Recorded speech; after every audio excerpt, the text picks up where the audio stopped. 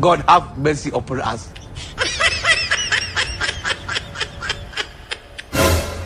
Oh shit! Oh shit! God have mercy upon us.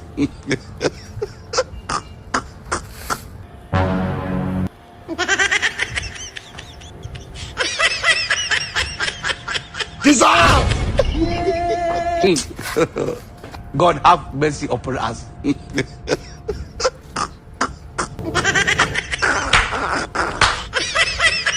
Ano ginagawa mo? Putangin, ang lakas talaga ng tama. Oh. Ano? Ayun! Gwapo naman ako. Really, nigga? Gwapo kang unggoy eh. Tangin ang hayop eh. O gwapo-gwapo ka pa. Unggoy ka nga eh. Kunting problema. Usap na lang tayo. Alam ko na. Hindi yun, gago. Problema kasi ngayon, naalala ko pala na may interview ako bukas. Interview? Kaya medyo naano ako eh. Wala naman problema dun eh. Tangin na malaking problema na yun eh. Ang problema kasi sa interview na yun, hindi naman Tagalog yung i-interviewan sa akin eh. English daw eh. English? Wala yun. Basic. Tangin na. Tayo mahihirapan sa English. Nosebleed naman tayo yung bukas eh. Pati English pa sasali sa interview na yung mga putang ng mga hayop na yan. Tuturuan kita, huwag kang mag-alala. Tangin na, bengkog ka eh. Pag ikaw, ba? Wala kang alam sa English. Hindi, tuturuan kita. Basic naman yun eh. English? Wala yun. Tuturuan mo ako, sige. Interview ng pala eh. Anong ina-apply mo ba? Psychiatrics. Psychiatrics? Oo. Ano? Ano ba yun? Gamot? Gago. Hindi gamot yun eh. Sabi ko na eh, English na eh, hindi mo anong ibig sabihin na psychiatrics, hindi mo alam, sabi mo, angas ka na, tuturuan mo kung paano mag-English.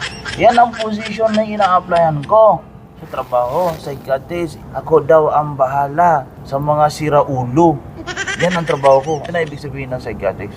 Grabe, putang inang hirap naman yung trabaho na yun. English ay mga baliw. Ha? Mga baliw, hindi naman marunong magsalita ng English eh.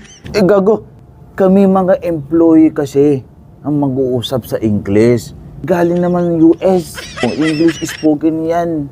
Para mas madali lang yung pag-alaga sa mga siraulo na yan. Eh syempre yung mga pamilya ng mga siraulo na yan, mga baliw na yan. O, paano kami mag-uusap? Paano kami communicate? Pag hindi kami marunong mag-English, sisira ng ulo, talo sa negosyo, o whatever, bumagsak ng business, o whatever, sisira ulo, no?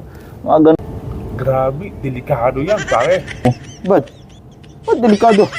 Madali lang yon. Ang problema lang yung English. May nakagat sa iyo na isang baliw. Ikakagatin ko siya. Kagantihan ako. Oh. Kaya may ipin ako eh. Wag pare, wag. Bakit? Kumagat sa akin yan eh. Ano yan pag may rabies yan? Ano namang rabies yan? Gagawin hindi naman yung aso. Sira ulo lang yan. Ako putangin na, kakagatin ko yan. No mercy talaga yan. Putangin na, tatanggalin ko talaga ng mata yun. Hindi yan pare, ganito kasi. Ano yun?